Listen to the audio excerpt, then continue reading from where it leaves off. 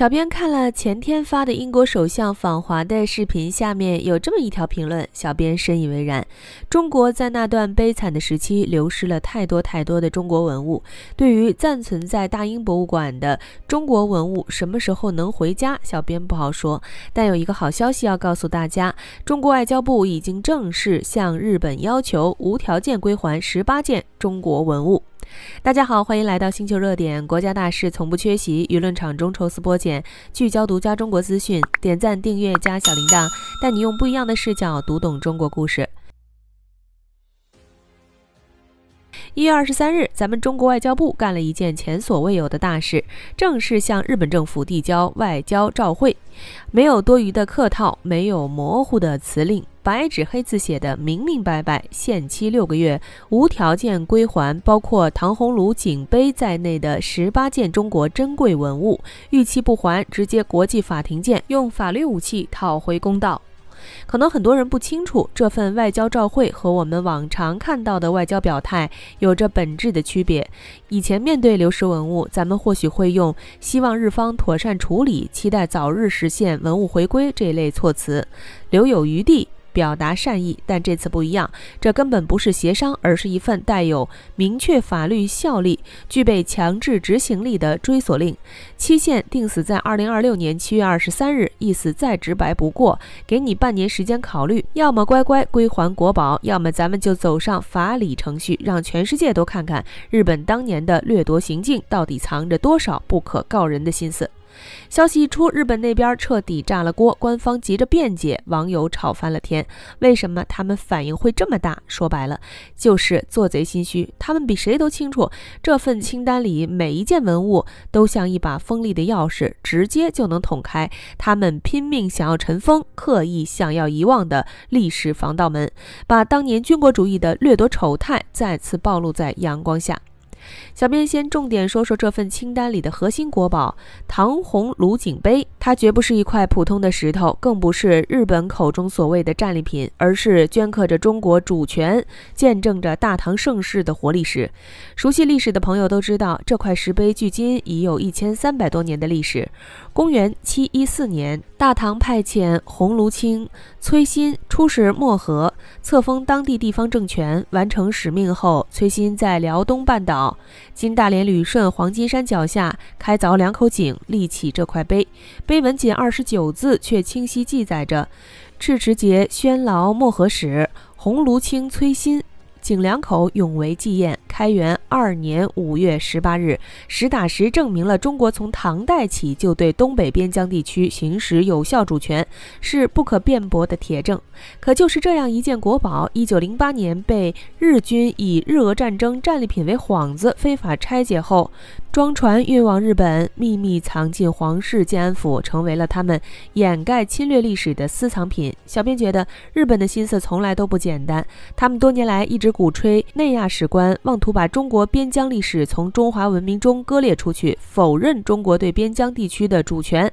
而唐紅爐景碑這種從地下出土、刻有明確記載的文物，正是打破他們謊言的最有力武器。如今咱們堅決要把它拿回來，相當於在國際學術和輿論場上直接拆穿他們精心編織的歷史謊言，推翻他們扭曲的歷史敘事，這才是日本最害怕的事情。而且大家要記住，這18件文物僅僅是一個開始，是咱們正式追索的第一步。事實上，咱們民間團體和學術界早就整理出了一份更長、更詳細的流失文物清單，每一件都承載着一段被掠奪的歷史，每一件都在訴說着當年的苦難與屈辱。就比如靖國神社門口那對威風凜凜的石獅子，看着氣勢恢宏，背後卻是一段恥辱史。他們原本是遼寧海城三學寺的鎮寺之寶，1895年甲午戰爭結束後，日軍一路燒殺搶掠，把這對石獅子當作戰利品搶走，立在靖國神社門口。說白了，就是為了耀武揚威，彰顯自己的侵略功績。多年來，中日民間多次要求返還，卻始終被日方敷衍拒絕。還有更令人氣憤的，日本宮崎縣有一座八紘伊予塔，這座塔的塔基裡竟然藏着238塊從中國各地掠奪來的石頭，其中就包括南京城牆磚、中山陵的石材，甚至还有来自北京故宮、蘇州園林的珍貴石料。這些石頭每一塊都刻着掠奪的痕跡，每一塊都是日軍侵華的活罪證，相當於一座刻在大地上的掠奪日記，無聲地控訴着當年日軍的野蠻行徑，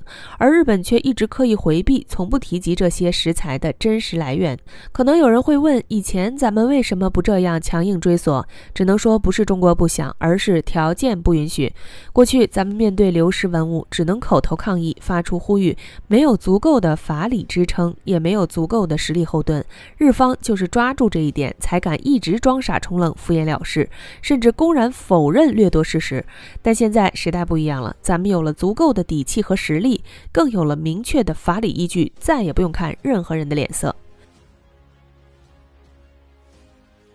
众所周知，除了日本，其實還有許多國家的博物館內藏着海量的中國國寶，每一件都沾滿了中國屈辱的痕跡。先給大家說一組觸目驚心的整體數據。聯合國教科文組織曾專門做過調查統計，在47個國家的200多座博物館裡，明確藏着167萬件中國流失文物。但你要記住，這只是記錄在案的数量。事實上，咱們流失的文物遠比這個數字多得多。僅是粗略估計，就有超1600萬件文物至今仍漂泊在海外，無法回歸故土。而這些文物流失的途徑，說白了就3種：一是侵略者赤裸裸的武力掠夺，這也是最主要的方式；二是外國人打着探險考古的幌子，在中國土地上肆意發掘，把珍貴文物偷偷運出國；三是中外古董商人勾結，在國內以極低的價格收購文物，再高價販賣到海外賺黑心錢。這些強盜般的國家當年肆無忌憚地掠奪中國文物，也恰恰揭開了中國史上最屈辱、最黑暗的一段時期，完美诠釋了什麼叫落後就要挨打。第一個要說的就是英國。英國各大博物館、圖書館總共收藏着中國歷代文物約130萬件，單是大英博物館就藏有中國書畫、古籍、玉器、陶器、青銅器等珍稀國寶3萬餘件。更讓人痛心的是，流失海外的中國古代繪畫精品幾乎全在這座博物館裡。這些文物裡很多都是從未面世的孤品，堪稱絕世珍寶。比如東晉顧恺之《女史箴圖》的唐代摹本，原本是歷代宮廷收藏的珍品，如今卻成了大英博物館的镇馆之寶。還有商代青銅雙阳尊、西周康侯青銅簋、邢侯簋，每一件都是青銅时代的巅峰之作。除此之外，敦煌壁畫、漢代玉雕玉龍、唐代黄玉座泉等也都被英國強行占有，而且这還只是各大博物馆的不完全統計。曾有傳言，當年英國從中國搶奪的文物大概有400萬件，這個數字想想都讓人揪心。接下來是法國，法國各博物館、圖書館收藏的中國歷代文物比英國還多，約有260萬件，而這些文物全都是近代殖民主義時期從中國非法掠奪來的，沒有一件是正當所得。咱們熟知的盧浮宮博物館就積留着中國文物3萬件以上，其中原始社會的彩陶器、商周青銅器、各類瓷器收藏量就達6000多件，而它的分館集美博物館收藏的中國文物更是多達數萬件，占了該館館藏總數的1半以上。其中歷代陶瓷器就有1.2萬件，穩居海外博物館中國陶瓷收藏的首位。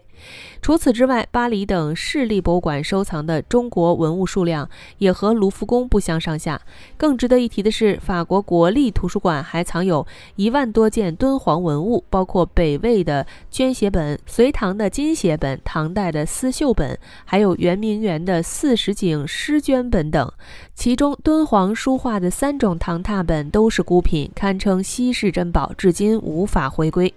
德國的各大博物館也藏有大量中國古代文物，據德國相關刊物披露，有据可查的總數大約在30萬件左右。從1902年到第一次世界大戰爆發，德國柏林民俗博物館曾派人在中國西北進行了4次大規模的非法挖掘。據統計，這幾年間，德國考察隊在吐魯番、庫車一帶總共運走古物400箱，裡面有從未發現過的摩尼教創始人人梅尼茲的肖像壁畫，還有大量珍奇的手寫文書、纺織品、錢幣等，這些文物都是研究中國古代西域歷史文化的无價之寶，如今卻被德國強行佔有。再說說沙皇俄國，也就是如今的俄羅斯，它是近代史上侵佔我國領土最多的國家，足足侵佔了約150餘萬平方公里的土地。而它從中國掠奪的文物雖然沒有具體的統計數字，但絕對超過它侵佔的領土面積對應的數量多到難以想象。東宮博物館裡，中國藝術品琳琅滿目。聖彼得堡的東方研究所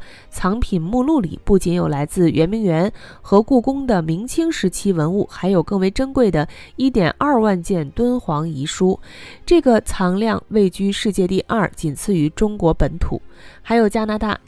各大文物機構共藏有中國古代文物近20萬件，但是皇家安大略博物館中國藏品就有3.5萬件，而這些文物大部分都是由加拿大傳教士懷呂光在1909年至1934年之間，在中國河南洛陽故人考察挖掘得來的。說白了，就是打着傳教的幌子，幹着盜墓的勾當。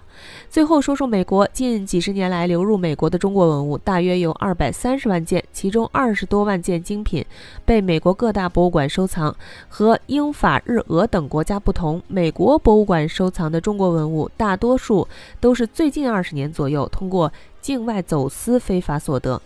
波士頓美術博物館設有10個中國文物陳列室，裡面不乏雕刻、繪畫、銅器等稀世珍品。該館5000多幅中國古畫中，有唐代阎立本的代表作《歷代帝王圖》，保存完好的唐張軒搗練圖宋代摹本，還有宋徽宗的五色鸚鵡等國寶。美國賓夕法尼亞大學博物館藏有中国國寶石刻昭陵6郡中的全毛瓜和薩路子。這2件石刻是唐太宗李世民陵墓前的珍品，當年被美國人偷偷凿走，至今無法回歸。華盛頓弗利爾美術館幾乎一半收藏品都是中國文物，舊金山亞洲藝術博物館更是把中國文物定為館內主打收藏。現有從新石器時代到清代的陶瓷2000多件，玉器1200多件，是全世界收藏中國玉器最豐富的博物馆。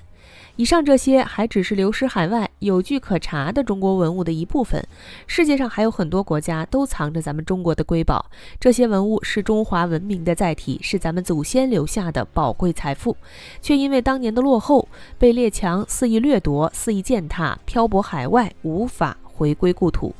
如今中國強大了，再也不是當年那個任人欺凌、任人掠奪的弱國。此次外交部強硬追索日本18件國寶，就是一個信號，屬於中國的文物咱們一件都不會少，都會一步步追索到底，討回屬於我們的公道。好了，今天的內容到這裡就結束了。如果你喜歡小編的影片，還請大家多多點讚轉發，讓更多的人一起見證中國進步。關注我的頻道，這樣既能回顧往期視頻，又不會錯過之後的精彩內容。那我們下期節目不見不散。